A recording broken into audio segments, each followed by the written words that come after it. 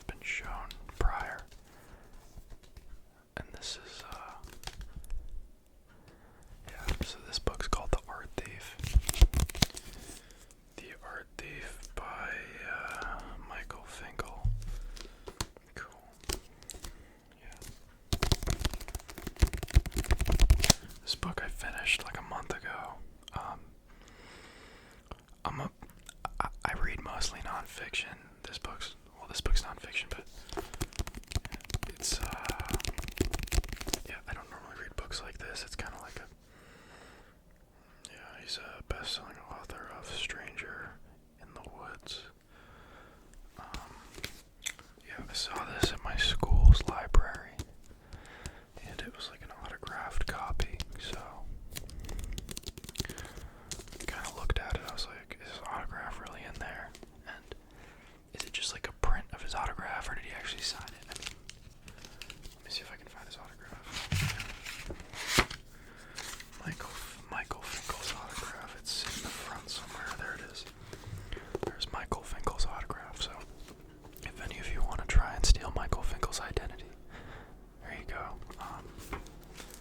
But yeah, this book is pretty interesting. It's about a guy named Stephen Brettweiser and his girlfriend, whose name's escaping me right now.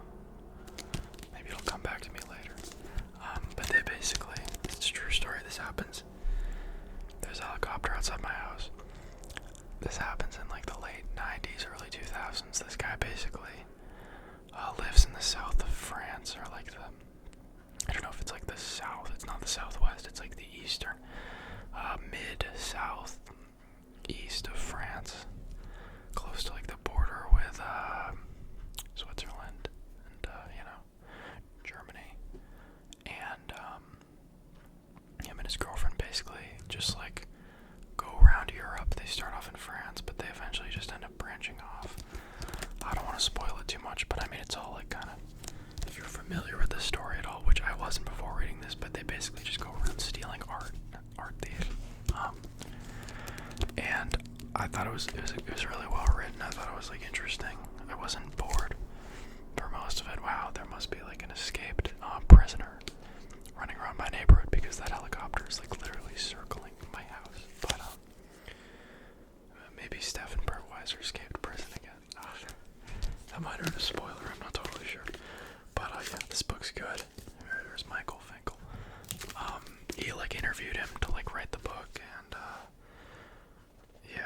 I think there might have been a book written about him previously, or maybe like a movie made about it. I'm not totally sure, but I didn't see any of that. I just kind of like, I saw this thing on the shelf, and I was like, oh, it might be a nice escape from like my general addiction to like self-help books and stuff like that. So this was nice. It was like really short and really easy to read. I wouldn't call myself like a particularly speedy reader by any means. It's about like a little over 200 pages, so super short. I'd recommend it if you're just interested in like some random stuff. I liked the aspect of like getting to learn about the art. You learn about like a lot of the different stuff that he's stolen, and they get descriptive. But I mean, it's only 200 pages, so it's not too descriptive, which I like. I have a Gen Z attention span, so that was nice for me too. But that's pretty much all. I can tap on it a little bit too. It came with this nice, I don't know what you would call this. I mean, it's just like a cover. It's a hardcover book. Got this thing on the outside. The cover art's cool too. Got like a bat, one of the paintings. Some other stuff on the back. It's all just like, and in the middle of the book, let's see if I can find it. In the middle of the book, there's actually a section. Somebody was actually asking about page flipping sounds, so you're welcome. There we go. This is cool. And I was reading the book. I actually didn't realize this section was in here until, I'm a sucker for picture books, but nonetheless, I was actually unaware that this had pictures. So this is some of the art that he stole.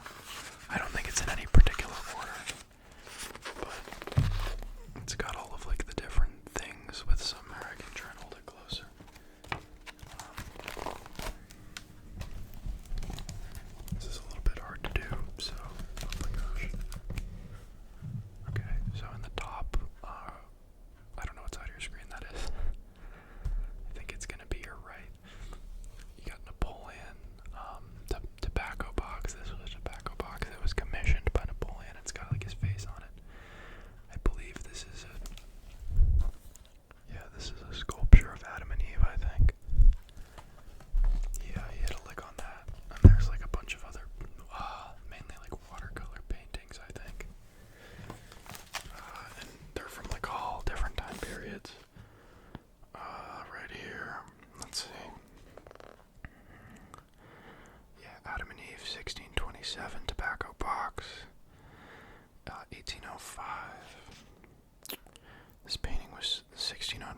oil painting 1500s, 1700s, 1600s. So yeah, like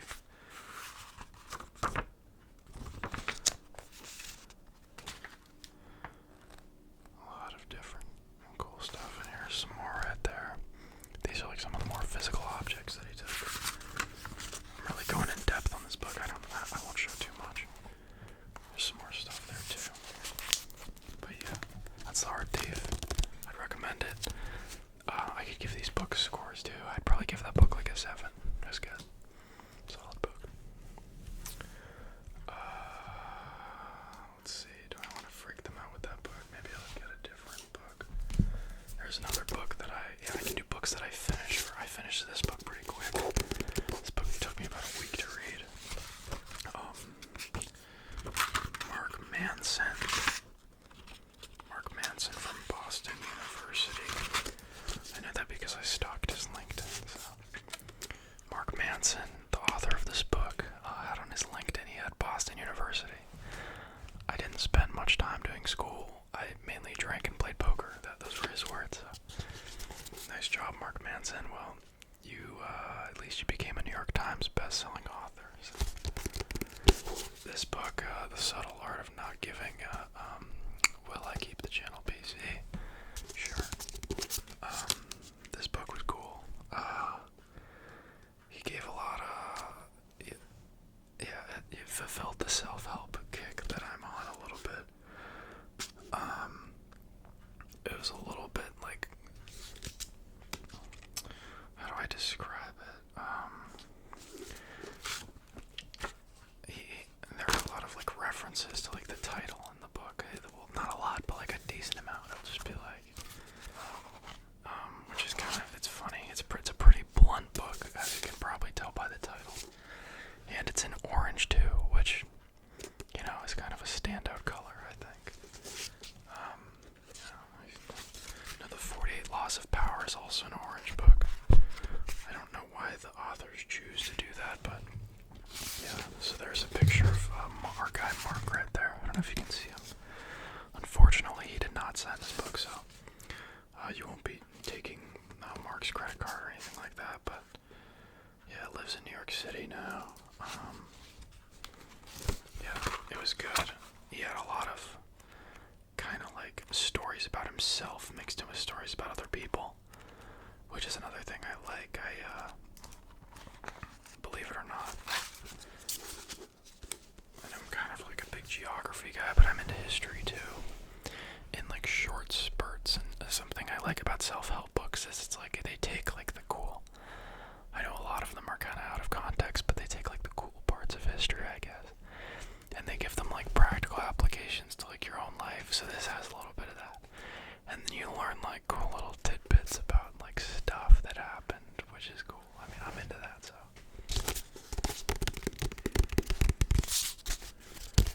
another hardcover book. I'd give this book like a, I don't want to give it another 7. I'd probably give it a, it was an easy read. Did I get a lot out of it? Probably give it like a 6 if it was cool. Definitely fun.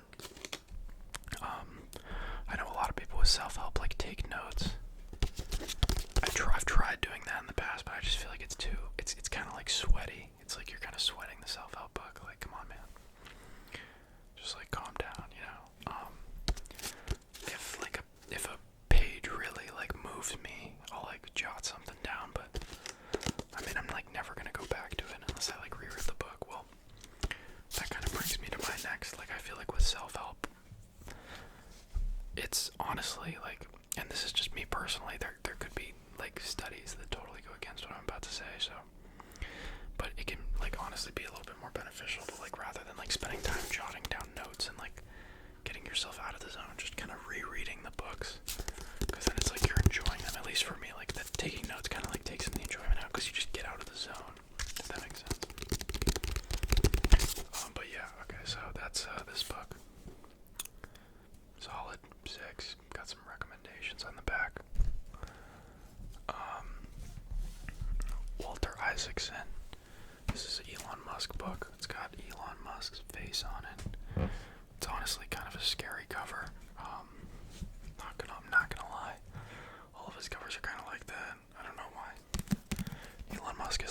replying to something on the front, but it's okay. Or maybe he's just focusing intensely. The back's cool. It's got a rocket on it. Elon on the side. He's kind of a controversial figure. I'm probably not going to get into that today, but the book's cool. Walter Isaacson has written, I think it was, he wrote an autobiography about Benjamin Franklin. I have Steve Jobs. He did one about Steve Jobs too. He's done some other people. I think he's a professor at Tulane. His books are cool though. He's a good writer. I don't know what he teaches. I think he might teach English. Let's see if they have a picture of him here. Yeah, you can see him. This looks to be him on like a manufacturing floor, I think. I'm totally not getting these close up to them. So that's our guy Walter. This book's it's been good. I'm not done with it. I'm making my way through it. It's cool. It's broken down into like different chapters.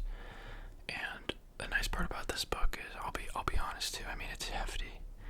And I haven't read every single chapter. Like, I'm probably a little bit more interested in like the business aspect, so sorry Elon, some of the parts about like his personal life, like with his wives and stuff, you know, he's gotten divorced like, I don't know the exact, I think it was at least like 2 or 3 times. They like kind of go into depth about like his personality and like how it affected him. Like, I wasn't as interested in that stuff, so I actually did. It's nice they space it out so you can skip some chapters and you don't like get totally lost because it's like separate. It's like the way they talk about the business, the way Walter talks about the business in the book. It's like you don't really need context from like his personal life, so you can kind of just learn about like his like SpaceX and Tesla and PayPal and stuff like that. So I like, it's pretty interesting to read about like the early. So he was like a co-founder of PayPal. He was like the largest investor in it from like the get-go. Yeah, and they actually ended up getting ousted as the CEO, I believe. Don't quote me on this. But yeah, he was like ousted from PayPal in the early days. One of the early guys that actually got rid of him ended up coming back to pretty much save SpaceX / Tesla later on, so they kind of made amends, which is cool. But yeah, definitely a lot of stuff in this book. It's pretty interesting. He's had a pretty interesting life. Grew up in like South Africa and stuff. I mean, he's like essentially a celebrity. A lot of the stuff is kind of already known, but it's cool. Personally, I think a lot of the stuff about business and technology in the book's really interesting. And it's like it's pretty surface level. Like, they don't go too into depth about the math and stuff, which you would expect. It's kind of like a Joe Rogan interview, I would say, level of like understanding in terms of like the tech stuff. So, yeah. But yeah, not done with the book, so I'm not gonna give it like a rating, but it's been good so far. Entertaining for sure. Kind of heavy to hold if you're like lying in bed, but it's alright. Last book I have for you guys today. I totally just started this one too. Oh my god, I'm not even on like chapter 3 yet, so I just kind of wanted to show you guys this. This is I got my stupid bookmark in there. This is Sapiens. By Yuval Noah Harari. Bill Gates recommended this book. It's also a New York Times bestseller. It's Sapiens: Brief History of Mankind. I just like read these covers, but yeah. This is the only softcover book I'm showing you guys today, so there's that. Spine's got Sapiens again. Author. It was recommended to us by Barack Obama, the New York Times, Wall Street Journal, Sebastian Junger, Jared Diamond, and O'Reilly. Very interesting. Do some more page flipping here. This book is pretty much what the cover says. It's a brief history of humankind.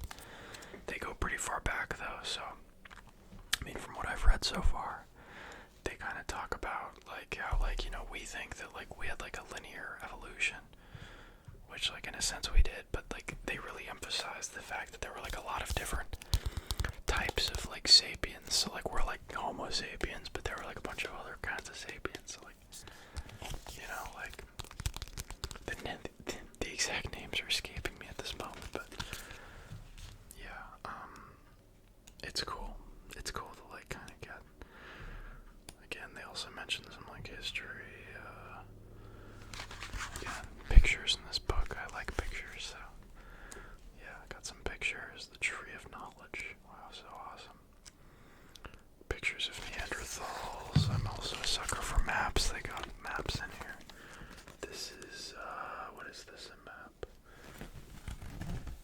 This is like a map of, like, if you can see that, like migration patterns and stuff. Pretty cool. I would say good mix of pictures and words. Good font size. I don't know if I've talked about that in the past, but I don't need glasses yet. But I'm kind of a stickler for font size. I like my big font sizes. I just like if a book has small font size, I mean like it just kind of like irks me. It's just like a little bit more like I'm just like yeah, it's like I'm already staring at my laptop all day doing like nothing. Like, can I just have a break? Like, when I'm looking at paper, like I just want it to be like very easy. But yeah, I mean, I don't know. Maybe I should just like bite the bullet and get glasses or whatever. Yeah, I don't know if like I just started reading this book. Don't have a ton to say about it. It's very well written. You know, a lot of people smarter than me seem to like it. So if that tells you anything. Yeah.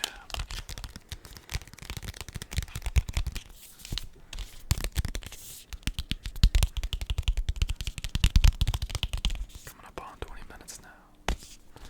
And if you guys are still listening, you've been listening from the beginning. Thanks for staying on with me. And yeah, if you like these book videos, you know, just keep watching them. And you know, if you want to interact, thumbs down, thumbs up. You know, I'm all for it. I'm all for honesty. So you know, leave a comment. Leave like a hate comment if you want. Yeah. Cool. Okay, well, that's pretty much it. I had 4 books.